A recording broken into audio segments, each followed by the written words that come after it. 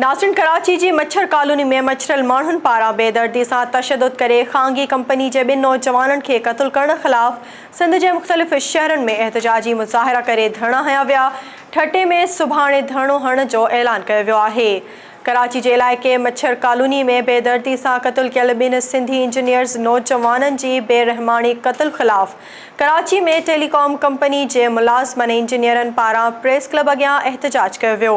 उन मौक़े ते हमाद अली, ज़ीशान हैदर, तसाम, अहसन रज़ा ऐं ॿियनि ॻाल्हाईंदे चयो त सुप्रीम कोर्ट सिंध हुकूमत क़ानून लागू कंदड़ इदारा ऐं IG सिंध मामले जो सख़्ती सां नोटिस वठी क़ातिलनि खे इबरतनाक सज़ा ॾिनी वञे।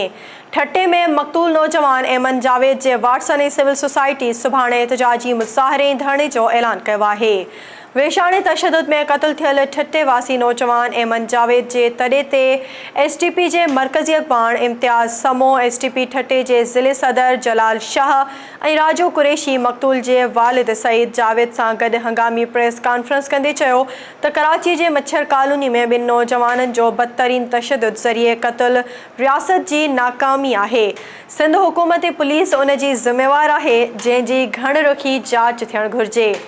मीरपुर साकरो में जवाबदारनि खे फौरी तौर गिरफ़्तार करण लाइ सहाफ़ियुनि ऐं समाजी तंज़ीमुनि पारां एहतजाजी मुज़ाहिरो कयो वियो। प्रेस क्लब जे सदर डॉक्टर ज़ाहिद हुसैन शाह, सहाफ़ी यूसुफ शाहीन, एजाज़ शेख, समाजी अॻवान अयाज़ लाशारी ऐं ॿियनि वाक़े में मुलविस जवाबदारनि खे फौरी गिरफ़्तार करे सख़्त सज़ा ॾियण जी घुर कई।